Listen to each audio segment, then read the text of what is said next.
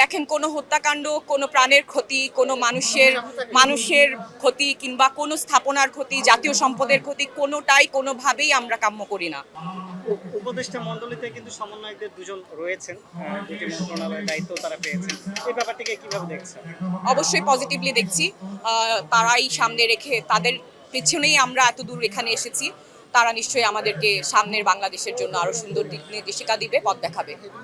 আমরা দেখতে পাই বড় একটি অর্জন স্বাধীনতা পেয়েছে নতুন করে, সেখানে আপনার কয়েকটি সিনেমা হল কিন্তু অলরেডি ভেঙে ফেলেছে। সেক্ষেত্রে আপনি একজন শিল্পী হিসাবে এই বিষয়টা কিভাবে দেখেন যে সিনেপ্লেক্সগুলো ভেঙে ফেলা এটা আসলে বৈষম্যের মধ্যে পড়ে গেছে? দেখেন, কোনো হত্যাকাণ্ড, কোনো প্রাণের ক্ষতি, কোনো মানুষের ক্ষতি কিংবা কোনো স্থাপনার ক্ষতি, জাতীয় সম্পদের ক্ষতি কোনোটাই কোনোভাবেই আমরা কাম্য করি না।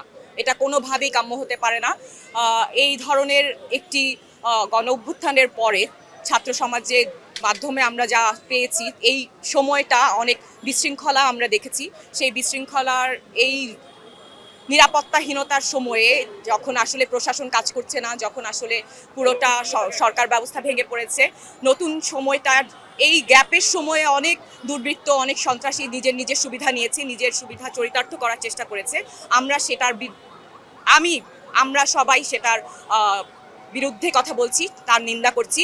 কোনোভাবেই আর কেউ যেন কোনোভাবে কোনো মানুষের জান মান, রাষ্ট্রীয় সম্পদ কিংবা আমাদের পুস্তক, গবেষণার জিনিসপত্র, সিনেমা হল ভাঙা থেকে শুরু করে কোনো কাজের সাথে যেন সম্পৃক্ত না থাকে, সেটা আমি আমার পক্ষ থেকে বিশেষভাবে আহ্বান জানাচ্ছি।